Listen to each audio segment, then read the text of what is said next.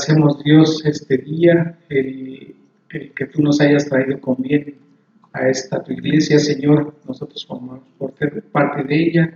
No es el edificio, sino cada uno de nosotros los que creemos en ti. Somos tu iglesia, Señor, y con tu palabra somos edificados. Te agradecemos, Señor, todas las ocasiones en que la palabra nos es compartida. Señor, todo lo que tiene fundamento en tu palabra viene de ti y así la hemos de recibir. Te rogamos por eso, Señor, que tú quites de nuestras mentes y apartes de nuestros corazones, Señor, todo pecado, todo estorbo que obstruye, Señor, la comunión de nosotros contigo, Señor, pero para también que tú dispongas nuestros corazones a recibir tu palabra y nuestros oídos estén atentos a recibirla, Señor. Sé tú quien haga producir fruto, Señor, de la palabra que siembres en nuestros corazones el día de hoy y todas las ocasiones que escuchemos la prédica, Padre. Sabemos que estás en medio de nosotros, como dice tu palabra, cuando dos o más o tres están congregados en mi nombre, he aquí que yo estoy en medio de ustedes. Y, Señor, queremos honrarte, pidiéndote, rogándote, Señor, que tú tengas el control de este tiempo, que no permitas que el enemigo, Señor, obstruya tu palabra, que cumpla su propósito y que la recibamos con agrado, porque es un banquete el que tú nos has preparado, Señor. Gracias, Padre eterno, en el glorioso nombre de Cristo Jesús. Amén. Amén. Sentados. Como recuerdan, hace 2 semanas empezamos a hablar acerca de alguien de quien el propio Señor Jesucristo dijo que era el mayor de todos los hombres nacido de mujer.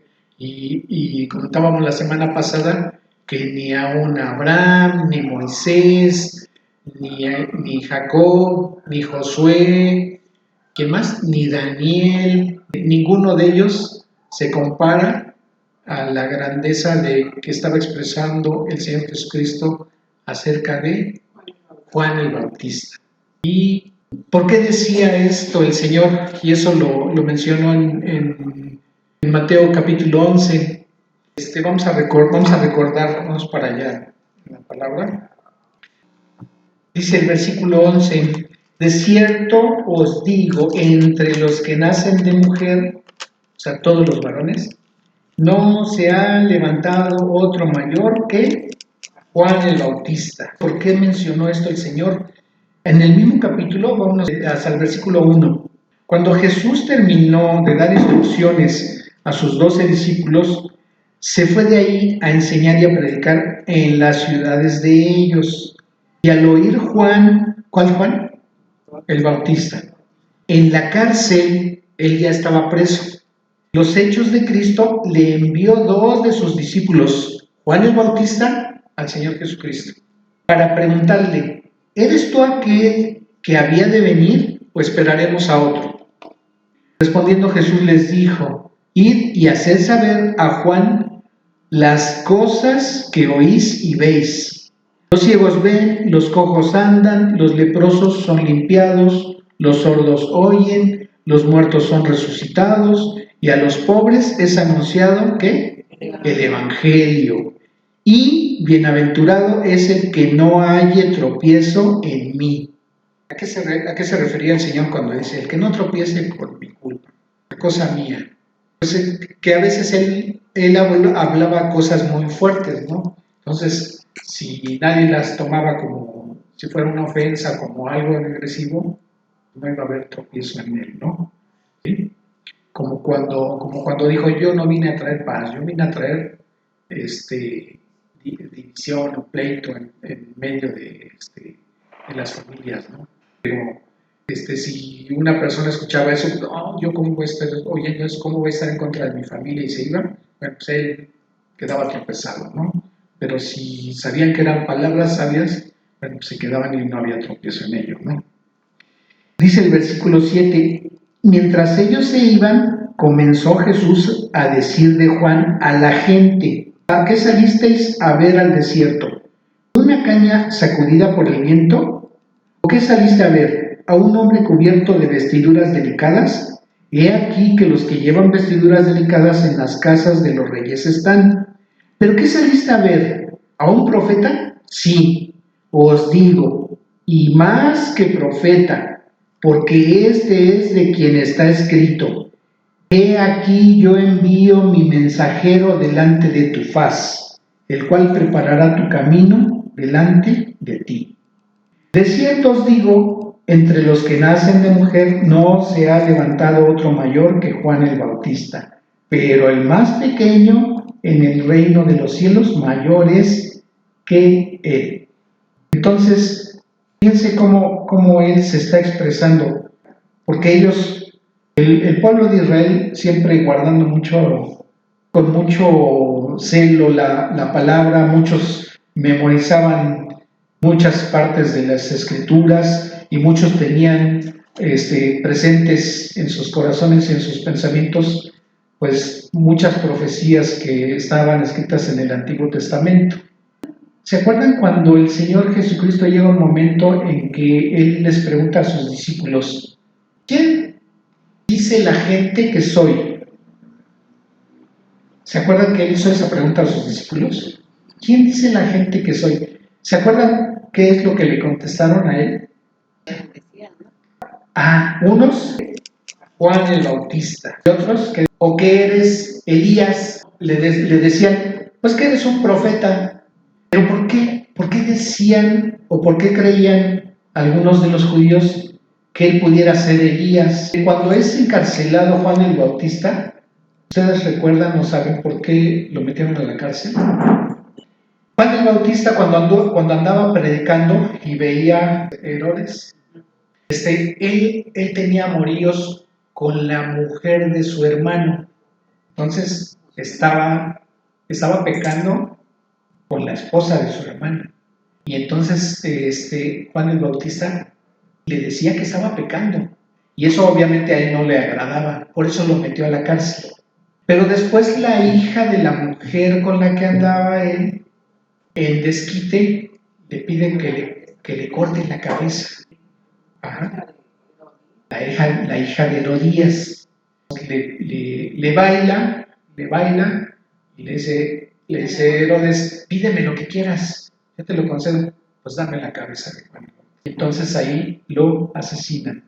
Cuando deja ese vacío Juan el Bautista y empiezan a ver que el Señor Jesucristo está predicando, entonces la gente empieza a especular. Inclusive Herodes dice que el Señor Jesucristo era la reencarnación de Juan el Bautista. Y unos decían de él que él era el profeta Elías. Pero ¿por qué la gente tenía eso en la mente? ¿Por qué la gente decía que era el profeta Elías?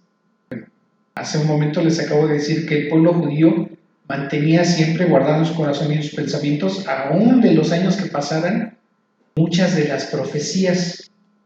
Resulta que el último profeta del Antiguo Testamento que escribió algo de lo que Dios decía para el pueblo de Israel fue el profeta Malaquías. Entonces abran sus Biblias ahí en el libro de Malaquías. Fíjense, desde el capítulo 1, desde el versículo 1, fíjense lo que dice el profeta. Ya estamos ahí, ¿verdad? Sí. Profecía de la palabra de Jehová, ¿contra quién? Israel. Contra Israel. Yo os he amado, dice Jehová, y dijisteis: ¿en qué nos amaste?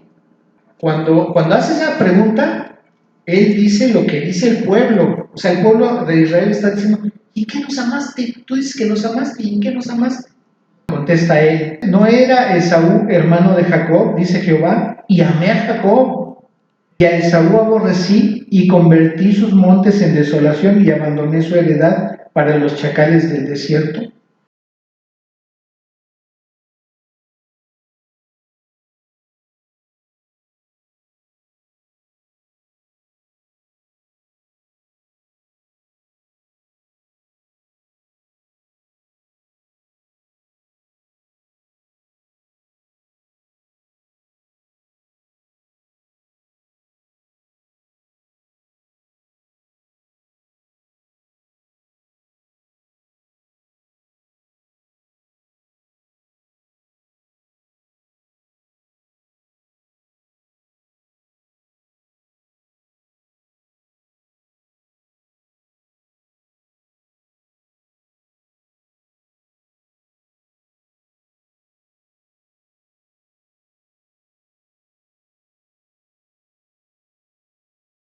Cuando Edom dijere, nos hemos empobrecido, pero volveremos a edificar lo arruinado, así ha dicho Jehová de los ejércitos. Ellos edificarán y yo destruiré, y les llamarán territorio de impiedad, y pueblo contra el cual Jehová está ¿qué? Indignado para siempre.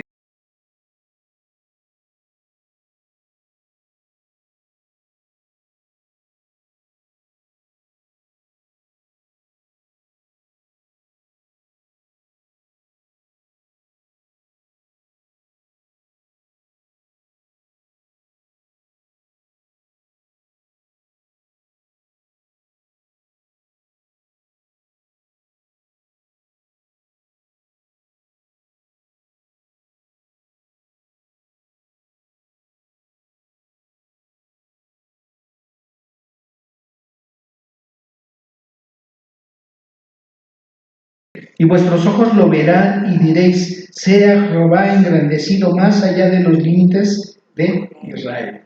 Dice el versículo 6, el hijo honra al padre y el siervo a su señor. Si pues soy yo padre, ¿dónde está mi honra? Y si soy señor, ¿dónde está mi temor? Dice Jehová de los ejércitos. A vosotros, oh sacerdotes, que menospreciáis mi nombre y decís, ¿en qué hemos menospreciado tu nombre? Y contesta el Señor, en que ofrecéis sobre mi altar pan inmundo, y dijisteis, ¿en qué te hemos deshonrado? ¿En qué pensáis que la mesa de Jehová es despreciable? Les está diciendo él. Y cuando ofrecéis el animal ciego para el sacrificio, ¿no es malo? Asimismo, cuando ofrecéis el cojo o el enfermo, ¿no es malo? Preséntalo pues a tu príncipe. ¿Acaso se agradará de ti o le serás acepto? Dice Jehová de los ejércitos. Ahora pues, orad por el favor de Dios para que tenga piedad de nosotros. Pero, ¿cómo podéis agradar si hacéis estas cosas? Dice Jehová de los ejércitos. ¿Por qué? Si esos animalitos los sacrificaban, ¿por qué el Señor les está diciendo que estaban haciendo algo malo? Así es. Exactamente. Entonces, Dios en cada holocausto les había pedido que el animal fuera perfecto. ¿Por qué? ¿Por qué tenía que ser perfecto, sin mancha, sin ningún defecto? ¿Por qué tenía que ser así, con todas las características ese animalito? Es que esos corderitos, como animalitos perfectos, eran la imagen de lo que Él venía a hacer. Entonces, no podían sacrificar a un animal que estuviera enfermo, que estuviera con la pata quebrada, que estuviera ciego, que estuviera cojo. ¿Por qué? Que tuviera alguna imperfección. Porque estaría la gente considerando imperfecto al Señor, que venía a hacer el verdadero sacrificio. Entonces, por eso tenía que ser perfecto. ¿Qué es lo que les estaba diciendo el Señor? Que ellos habían caído en un religiosismo. Ya hacían las cosas mecánicamente, hacían las cosas al ahí se va, ya no tenían el sentido, ya no le tomaban el sentido de esos sacrificios. Se había vuelto una tradición, algo religioso, algo que no le daban el verdadero valor de lo que Dios quería que vieran en esa sombra, en esa imagen. Entonces, Él iba a traer un juicio. Él viene a traer juicio. ¿Y qué es lo que sucede? Que les dice ahí en el libro de Malaquías, vamos al capítulo 2, en el versículo 17, dice la escritura, habéis hecho cansar a Jehová con vuestras palabras y decís, ¿en qué le hemos cansado? En que decís, cualquiera que hace mal agrada a Jehová y en los tales se complace. O si no, ¿dónde está Dios? ¿Dónde está el Dios de justicia? ¿Eso a qué le suena? ¿No es lo que dice actualmente la mayoría de la gente? Han crecido los asesinatos, ha crecido la delincuencia, ha crecido la corrupción. ¿Y dónde está Dios? Entonces, como toda la maldad ha crecido, entonces ellos dicen, pues no hay Dios. O entonces Dios se agrada de la maldad de la gente. Es lo que le estaban diciendo a Dios. Ajá. Y fíjense lo que dice ahí en el versículo 1 del capítulo 3, que es lo que sigue.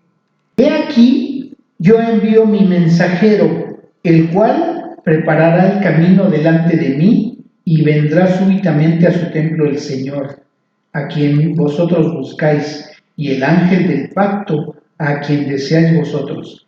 He aquí que viene, ha dicho Jehová de los ejércitos. ¿Y quién podrá soportar el tiempo de su venida? ¿O quién podrá estar en pie cuando Él se manifieste? Porque Él es como fuego purificador y como jabón de lavadores. Y se sentará para afinar y limpiar la plata, porque limpiará a los hijos de Leví, los afinará como a oro y como a plata, y traerán a Jehová ofrenda en justicia. Y será grata a Jehová la ofrenda de Judá y Jerusalén, como en los días pasados y como en años antiguos. Y vendré a vosotros, ¿para qué? Para juicio. Y aquí entonces parece como si las palabras del Señor se estuvieran contradiciendo, ¿no? Porque por una parte está hablando de aquel consolador que va a venir a traer paz, pero también está diciendo que va a venir a traer juicio, ¿sí? Entonces aquí queda confundida la gente. Dice el versículo 5, y vendré a vosotros para juicio, y seré pronto testigo contra los hechiceros y los adúlteros, contra los que juran mentira, y los que defraudan en su salario al jornalero, a la viuda y al huérfano, y los que hacen injusticia al extranjero, no teniendo temor de mí, dice Jehová de los ejércitos. Fíjense, y aquí en este versículo 6, que es el que sigue, él contesta lo que está diciendo Malaquías en el capítulo 2, versículo 17. Fíjense, vamos a leerlo de nuevo. Habéis hecho cansar a Jehová con vuestras palabras y decís, ¿en qué le hemos cansado? En que decís, cualquiera que hace mal agrada a Jehová y en los tales se complace, o si no, ¿dónde está el Dios de justicia? Aquí preguntan ellos, ¿no? Pero fíjense, ¿qué es lo que dice el versículo 6 del capítulo 3? Aquí contesta él, porque yo Jehová no cambio. O sea, él sigue siendo el Dios justo. Por esto, hijos de Jacob, no habéis sido consumidos. ¿Por qué? Porque él tiene misericordia. Estuvo aguantando, pero no porque se complaciera de la maldad, sino que él está dando tiempo a que la gente reconozca y a que la gente cambie, ¿sí? Nos está diciendo que es un Dios justo, pero sigue teniendo misericordia. ¿Por qué? Porque si Dios aplicara la justicia tan pronto una persona pecara, ¿cuánto más seguiría viviendo esa persona? En ese momento. En alguna ocasión escuché a Armando Anducci, alguien le preguntó, ¿y por qué Dios no acaba con la maldad? Y él le contesta, porque empezaría contigo, ya no estarías aquí. ¿Y quién de nosotros pudiera estar de pie delante del Señor si Él viniera? ¿Quién pudiera decir, no, a mí me va a encontrar bien, me va a encontrar limpio, me va a encontrar en comunión con Él? ¿Quién puede decir? ¿No? Si se parara aquí a mi lado, en ese momento caería yo. No podemos decir que estamos bien delante de Dios. Todos los días fallamos, todos los días nos equivocamos, todos los días le fallamos a Él, todos los días hacemos algo que no está bien. O pensamos, o dijimos, ya discutimos, ya peleamos, ya nos enojamos. Cuando en ese momento que están sucediendo esas cosas, debiéramos estar poniéndonos a cuenta con Dios. ¿Por qué? Pues porque no sabemos en qué momento va a venir Él, ¿no? Unos creen que Él va a venir de noche, porque Él dice que va a venir como ladrón en la noche, pero no se está refiriendo a que va a venir de noche, se está refiriendo a que así de la manera en que llega un ladrón en la noche, de sorpresa. O sea, puede ser muy temprano, puede ser a mediodía, puede ser en la tarde. ¿En qué hora va a llegar el Señor? No sabemos. Porque tampoco los ladrones nada más hurtan en la noche, en el día o a cualquier hora del día. Entonces cada cuando tendríamos que estar poniéndonos en comunión con Él. Cada momento. Todo el tiempo. En este momento estoy pecando, en este momento me estoy poniendo a cuenta con Dios. ¿Cuántas veces mantenemos un coraje, un rencor contra alguien en lugar de ponernos a cuenta con Dios. Señor, mira, a mí me cuesta trabajo perdonar. Ayúdame. O sea, yo quiero perdonar. No sé ni cómo hacerle. No puedo perdonar. O sea, a mí yo me guardo el coraje y me aguanto y cuando puedo me desquito. Cuando tengo que perdonar. Ya. Porque es una orden además, ¿no? Tenemos que vencer ese orgullo. No hagas como que la Virgen te habla, ¿no? Nos justificamos, ¿no? No, yo me porté así porque empezó primero, o me dijo, o me hizo esto, ¿no? O vi tal o cual actitud. Y sabemos que estamos mal y ahí seguimos. Nos justificamos, ¿no? ¿Verdad? Voy a esperar a que él o ella den el primer Sí, paso. no, si quiere que esté bien, que venga y que me pida perdón. Casi que se hinque, ¿no? Entonces, el Señor tomó esa actitud con nosotros, ¿no? Lo estaba crucificando, ¿y qué fue lo que dijo el Señor? Perdónalos porque no Padre, perdónalos porque no saben lo que están haciendo. No saben, me están crucificando, me están sacrificando. Y aún así, yo vine para que ellos que me están haciendo esto puedan alcanzar perdón si se arrepienten y creen en mí, ¿no? Pero somos soberbios porque pensamos que nosotros somos mejor que las demás personas y entonces ellos tienen que venir a pedirme perdón, no yo a ellos. Pues es soberbia, aunque yo no lo reconozca, es soberbia. Entonces, ¿en qué momento voy a mostrar humildad? En el momento en que le diga yo al Señor, Señor, yo soy muy soberbio, tengo que reconocer que soy muy soberbio y que me cuesta trabajo perdonar y por eso quiero que me ayudes. ¿El Señor lo va a hacer? Sí. A lo mejor me cuesta trabajo ir a la casa de esa persona y decirle, ¿sabes qué? Bueno, ya, que no haya nada entre nosotros adverso, perdóname. Aunque haya tenido esa persona la culpa, perdóname si tienes algo contra mí o crees algo de mí que te molesta, perdóname, ¿no? ¿Qué pasa si la otra persona no me perdona? es asunto de él. Exacto. Pero yo ya cumplí. Pero también sería válido decir, yo ya la perdoné y ya no quiero saber nada de su vida. ¿Por qué? No, Porque Dios no nos manda eso. Porque sería tanto como decir, fíjense cómo dice el Padre Nuestro.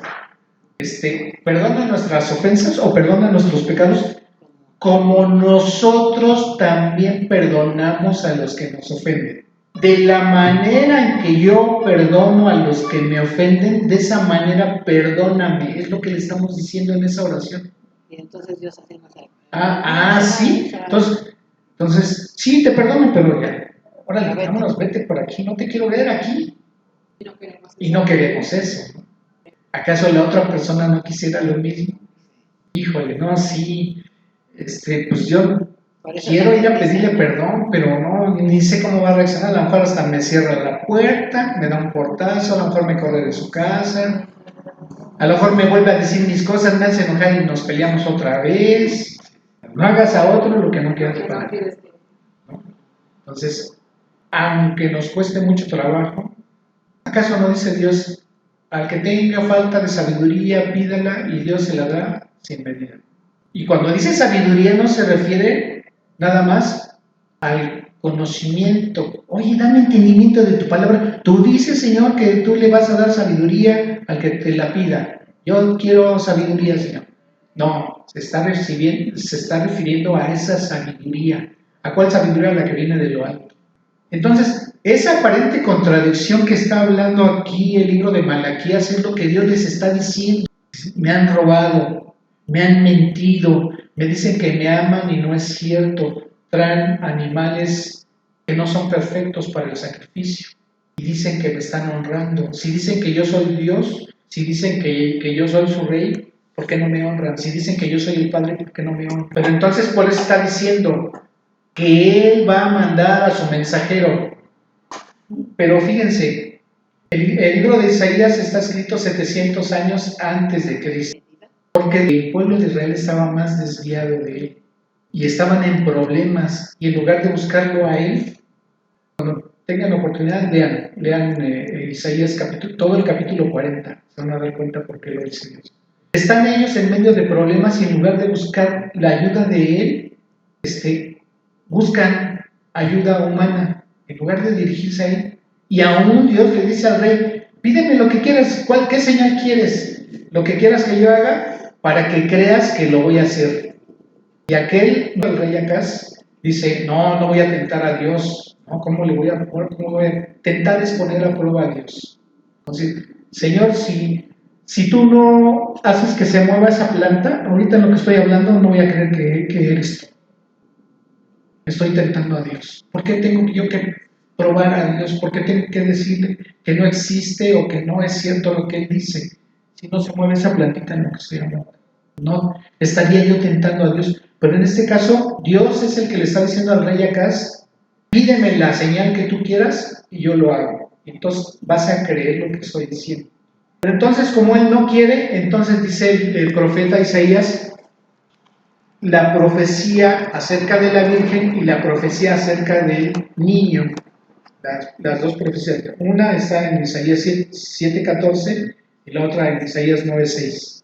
Isaías 7:14, a donde habla de la Virgen, y Isaías 9:6, a donde habla del niño, ¿no? Y entonces están jugando el doble papel de nosotros podemos, ¿no? Nosotros no necesitamos a Dios. Falta alimento, vamos a modificar genéticamente para que las calabazas, si se den unas papotas, si se den unas sandiotas, que alcance para todos y no necesitamos a Dios. Es lo que dicen ellos. Es lo que piensan, es lo que creen.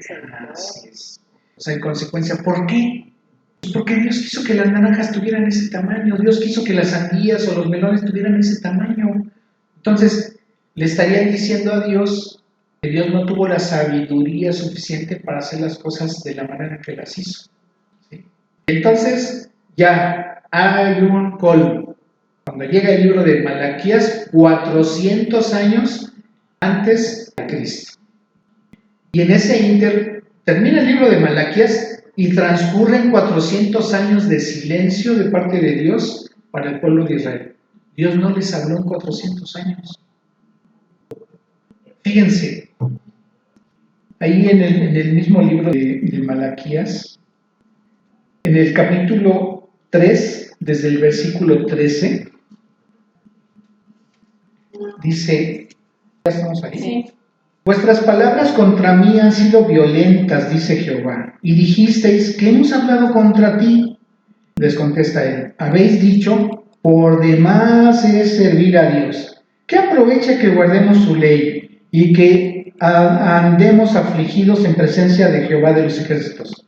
Decimos pues ahora, bienaventurados son los soberbios y los que hacen impiedad. No solo son prosperados, sino que tentaron a Dios y escaparon. Estaría diciendo la gente, mira, los grandes delincuentes ni siquiera están en el bote.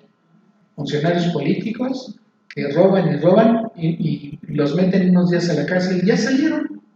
Entonces les va bien a los que hacen mal. Es lo que están diciendo aquí. Pero fíjense, versículo 16. Entonces los que temían a Jehová hablaron cada uno a su compañero y Jehová escuchó y oyó y fue escrito libro de memoria delante de él para los que temen a Jehová y para los que piensan en su nombre. Y serán para mí especial tesoro, ha dicho Jehová de los ejércitos, en el día en que yo actúe y los perdonaré como el hombre que perdona a su hijo que le sirve. Entonces os volveréis y discerniréis la diferencia entre el justo y el malo, entre el que sirve a Dios y el que no le sirve. Fíjense lo que dice el capítulo 4, Malaquías 4:4. Acordaos de la ley de Moisés. Para que no ubiquen qué es la ley de Moisés, Moisés escribió los primeros 5 libros del Antiguo Testamento: Génesis, Éxodo, Levítico, Números y Deuteronomio. Esos 5 libros se les llama el Pentateuco.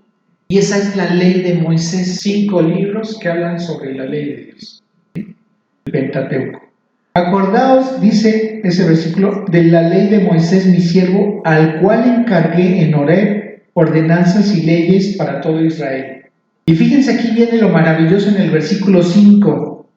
He aquí, yo envío el profeta, ¿qué? Elías. ¿Antes de qué? Venga el día De que venga el día de Jehová, grande y terrible. Y fíjense todavía más maravilloso el versículo 6. ¿Él qué va a hacer?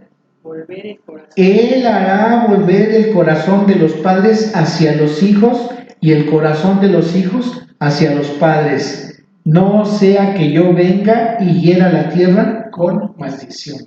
Entonces, termina el libro de Malaquías y ¿qué es lo que le está diciendo Dios? ¿Quién va a venir? Elías. Versículo 5. He aquí yo os envío el profeta Elías antes de que venga el día del juicio, que es el día de Jehová grande y terrible. Pero también a la vez está diciendo en el versículo 6, Él hará volver el corazón de los padres hacia los hijos y el corazón de los hijos hacia los padres, no sea que yo venga y hiera la tierra con maldición. Entonces, 400 años esperó el pueblo de Israel porque estaban esperando a Elías. Antes que el Mesías, el pueblo de Israel estaba esperando al profeta Elías. Ajá. Ahora, en el Evangelio de Mateo, vayan al capítulo 17. Ahorita regresamos al 11. Pero primero vamos al capítulo 17. Y vamos a leer desde el versículo 1. ¿Ya están ahí? Ok. Mateo 17:1. Dice, 6 días después Jesús tomó a Pedro, a Jacobo y a Juan su hermano y los llevó aparte a un monte alto y se transfiguró delante de ellos y resplandeció su rostro como el sol y sus vestidos se hicieron blancos como la luz. He aquí les aparecieron ¿quién? Moisés y Elías hablando con él. Entonces Pedro dijo a Jesús, Señor, bueno es para nosotros que estemos aquí, si quieres hacemos aquí 3 enramadas, una para ti, otra para Moisés y otra para Elías. Ya se había emocionado el buen Pedrito. Y mientras él aún hablaba, una nube de luz los cubrió y aquí una voz desde la nube que decía, este es mi Hijo amado en quien tengo complacencia. ¿Quién estaba hablando? Jehová. Dios Padre. ¿Y cómo termina ese versículo 5? A él oír. Fíjense, estaban viendo a Moisés, estaban viendo a Elías y Dios les dice, este es mi Hijo amado, a él óiganlo. Entonces, ya no estaba diciendo que escucharan a Moisés ni que escucharan a Elías, le estaba diciendo, a él óiganlo. Pero fíjense que viene aquí otra cosa interesante. Dice el versículo 6, al oír esto los discípulos se postraron sobre sus rostros y tuvieron gran temor. Entonces Jesús se acercó y los tocó y dijo, levantaos y no temáis. Y alzando ellos los ojos, a nadie vieron sino a Jesús solo. Cuando descendieron del monte, Jesús les mandó diciendo, no digáis a nadie la visión hasta que el Hijo del Hombre resucite de los muertos. Versículo 10. Entonces sus discípulos le preguntaron diciendo, ¿por qué pues dicen los escribas que es necesario que Elías venga primero? ¿De qué profetas estaban acordando aquí? ¿De qué profeta? De Malaquías. De Malaquías. Estaban diciendo, antes de que venga el Mesías tiene que venir el profeta Elías. Entonces, lo que le están diciendo a ellos, oye, escuchamos la voz de Dios y nos dijo que te oyéramos a ti. Dice, pero entonces, ¿por qué dicen los escribas que es necesario que primero venga Elías?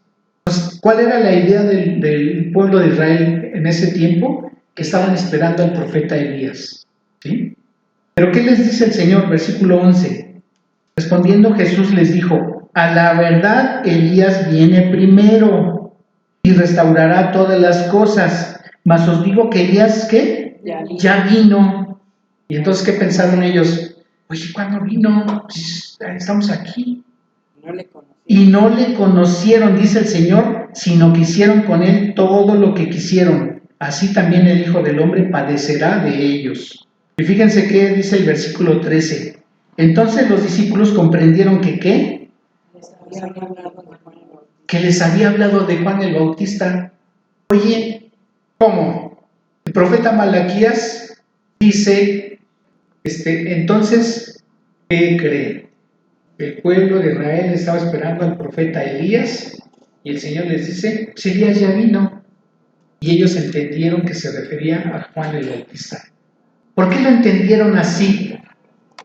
¿Qué fue lo que les dijo el Señor para que ellos entendieran que les estaba hablando de Juan el Bautista? A ver, está la visión y está Moisés y está Elías con el Señor. ¿Y qué les dice Dios a ellos? Este es mi Hijo amado en quien tengo complacencia, a él oíd. ¿Sí? Y cuando ellos le preguntan, oye, si dice la profecía o dicen los escribas que tenemos que esperar primero a Elías, entonces, ¿qué pasó? ¿No? Pero cuando el Señor les dice o les da a entender que Elías ya vino, ¿ellos qué entendieron? Pues que Jesucristo era el Mesías. Bueno, si ya vino Elías y él te presentó a ti como el Cordero que quita el pecado del mundo, entonces tú eres el Mesías y entonces él es Elías. Pero no se refiere, como algunos dicen por ahí, que Elías haya reencarnado en Juan el Bautista. No es eso, no se refiere a eso. Fíjense, vamos a regresarnos ahora sí a Mateo 11. Parece enredado, pero no. Versículo 8 de Mateo 11. ¿Qué saliste a ver? ¿A un hombre cubierto de vestiduras delicadas? He aquí los que llevan vestiduras delicadas en las casas de los reyes están. ¿Pero qué salisteis a ver? ¿A un profeta? Sí, os digo, y más que profeta, porque este es de quien está escrito, he aquí yo envío mi mensajero delante de tu faz, el cual preparará tu camino delante de ti. Y entonces dice aquí el Señor, de cierto os digo, entre los que nacen de mujer no se ha levantado otro mayor que Juan el Bautista, pero el más pequeño en el reino de los cielos mayores que él. Desde los días de Juan el Bautista hasta ahora, el reino de los cielos sufre violencia y los violentos lo arrebatan, porque todos los profetas y la ley profetizaron hasta Juan. ¿Con qué mención termina el libro de Malaquías? Mencionando al profeta Elías. Y si dice Cristo que los profetas profetizaron y terminaron hasta Juan, entonces ¿quién era Juan? Pues el profeta Elías que tenían que esperar, pero no su reencarnación, no se refiere a él. Fíjense que dice el versículo 14. Y si queréis recibirlo, él es aquel Elías que había de venir. Ahí les vuelve a decir, el que tiene oídos para oír, oiga. Oye, ¿por qué no dijeron así? Un profeta, ¿por qué tenían que decir que el que tenía que venir era Elías? Algunas cosas que se mencionan del profeta Elías están en el libro de Reyes, en el primer libro y segundo libro de Reyes. Allí van a encontrar algunos pasajes donde se menciona de él. Y él era una persona que marcaba cuando estaban pecando, ¿sí? Se los decía sin temor, y así era Juan el Bautista. Sin temor le dijo al rey, tú estás en pecado y tu mujer también, porque están cometiendo adulterio. ¿Sí? Él sin temor les decía que estaban pecando.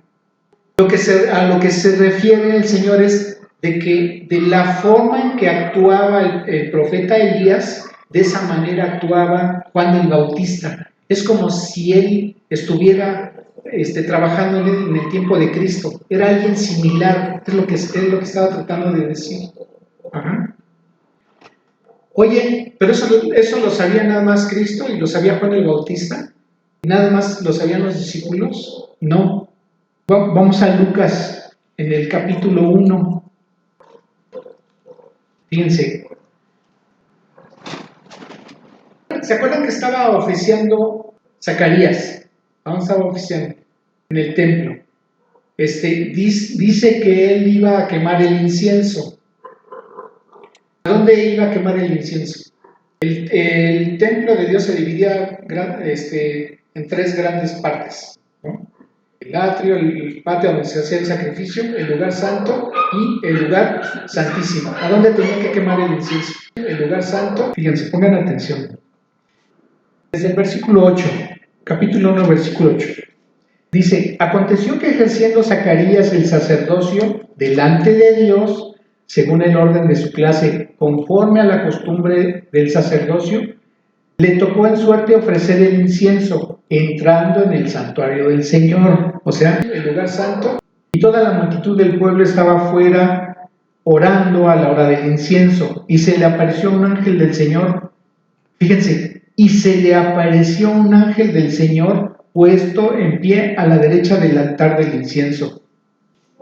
Y se turbó Zacarías al verle y le sobrecogió temor, pero el ángel le dijo, Zacarías, no temas, porque tu oración ha sido oída, y tu mujer Elizabeth te dará a luz un hijo, y llamarás su nombre Juan, y tendrás gozo y alegría, y muchos se regocijarán de su nacimiento, porque será grande delante de Dios, no beberá ni vino ni sidra, y será lleno del Espíritu Santo, aún desde el vientre de su madre, y hará que muchos de los hijos de Israel se conviertan al Señor, Dios de ellos, e irá delante de él con el Espíritu, ¿qué?